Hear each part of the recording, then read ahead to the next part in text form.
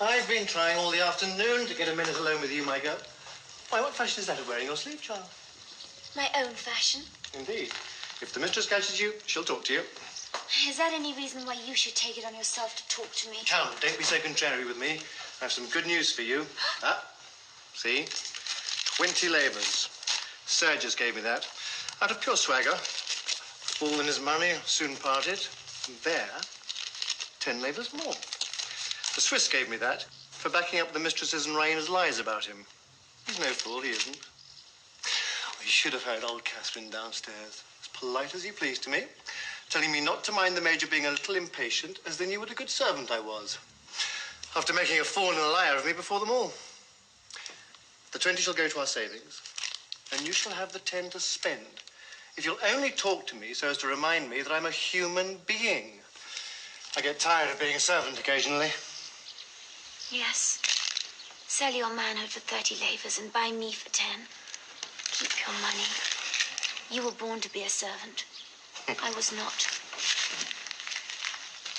When you set up your shop, you will only be everybody's servant instead of somebody's servant. Ah, wait till you see. We shall have our evenings to ourselves, and I shall be master in my own house, I promise you. You shall never be master in mine.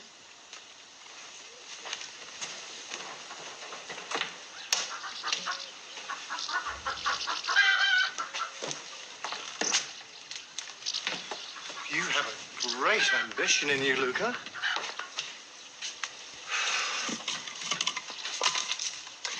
Remember, if any luck comes to you, it was I that made a woman of you. You? Yes, me. Who was it made you give up wearing a couple of pounds of false hair on your head and reddening your lips and cheeks like any other Bulgarian girl? I did. Who taught you to trim your nails, keep your hands clean, be dainty about yourself, like a fine Russian lady? Me. Do you hear that? Me. I've often thought that if Raina were out of the way, and you're just a little less of a fool, and so just a bit more of one, you might come to be one of my grandest customers, instead of only being my wife and costing me money. I believe you would rather be my servant than my husband. You would make more out of me. Oh, I know that soul of yours. Never you mind my soul. But just listen to my advice. If you want to be a lady, your present behavior to me won't do at all. Unless when we're alone. It's too sharp and impudent.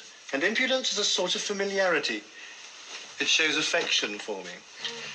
And don't you try being high and mighty with me either. You're like all country girls. You think it's genteel to treat a servant the way I treat a stable boy. It's only your ignorance, and don't you forget it. And don't be so ready to defy everybody. Act as if you expected to have your own way, not as if you expected to be ordered about. The way to get on as a lady is the same as the way to get on as a servant. You've got to know your place. That's the secret of it.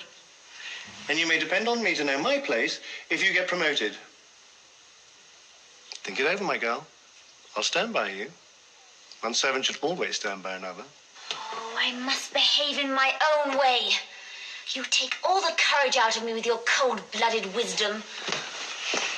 Put those logs on the fire. That's the sort of thing you understand. This week, Tom, you want some fruit, right, sir?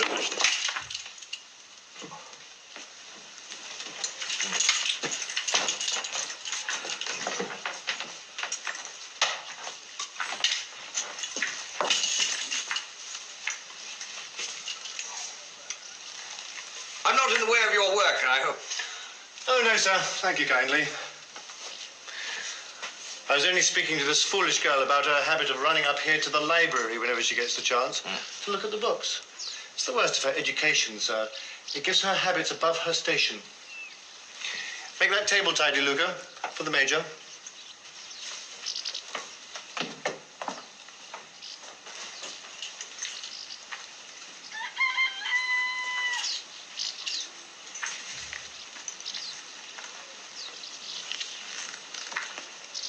Let me see, is there a mark there? Does it hurt? Yes. Shall I cure it? No, you cannot cure it now. Sure. Don't trifle with me, please. An officer should not trifle with a servant. That was no trifle, Luca. Oh. Are you sorry? I am never sorry. I wish I could believe a man could be as unlike a woman as that. I wonder, are you really a brave man? Yes, I am a brave man. My heart jumped like a woman's at the first shot. But I found in the charge that I was brave, yes. That at least is real about me. Did you find in the charge that the men whose fathers are poor like mine were any less brave than the men who are rich like you? Not a bit. They all slashed and yelled and cursed like heroes. Sure, the courage to rage and kill is cheap. My English bull terrier has as much of that sort of courage as the whole of the Bulgarian nation and the whole of the Russian nation at its back. But he still lets my groom thrash him all the same, don't you? Ah, that's your soldier all over. No, Luca, your poor men can cut throats, but they're afraid of their officers. They put up with insults and blows. They stand by and see one another punished like children, aye, and help to do it when they're ordered.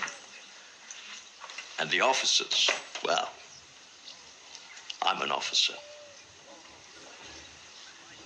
Oh, give me the man that will defy to the death any power on earth or in heaven that sets itself up against his own will and conscience. He alone is the brave man. How easy it is to talk. Men never seem to grow up.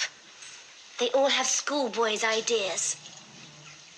You don't know what true courage is. Indeed. I am willing to be instructed. Look at me. How much am I allowed to have my own will? I have to get your room ready for you, to sweep and dust, to fetch and carry. How could that degrade me if it did not degrade you to have it done for you?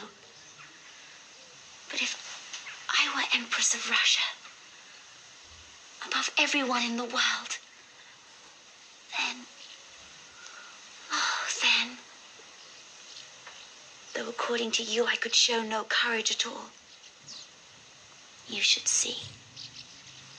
You should see.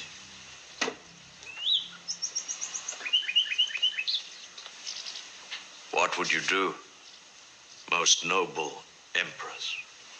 I would marry the man I loved, which no other queen in Europe would have the courage to do. If I loved you, though you would be as far beneath me as I am beneath you, I would dare to be the equal of my inferior. Would you dare as much if you loved me? No. If you felt the beginnings of love for me, you would not let it grow. You would not dare. You would marry a rich man's daughter because you would be afraid of what people would say to you. You lie! It is not so by all the stars. If I loved you and I were the Tsar himself, I would place you on the throne by my side. Oh.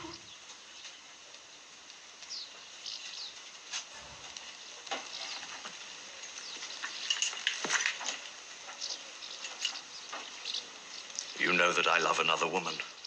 A woman as high above you as heaven is above earth, and you are jealous of her. I have no reason to be. She will never marry you now. The man I told you of has come back. She will marry the Swiss. The Swiss? A man worth 10 of you. Then you can come to me and I will refuse you. You're not good enough for me.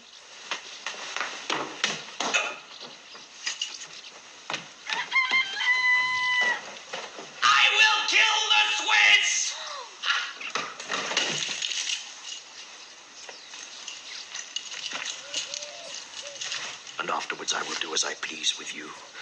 The Swiss will kill you, perhaps. He has beaten you in love. He may beat you in war. Do you think I believe that she whose worst thoughts are higher than your best ones is capable of trifling with another man behind my back? Do you think she would believe the Swiss if you told her now that I am in your arms? Damnation, oh damnation! Mockery, oh mockery everywhere! Everything I think is mocked by everything I do! Coward, liar, fool! Shall I kill myself like a man or live and pretend to laugh at myself?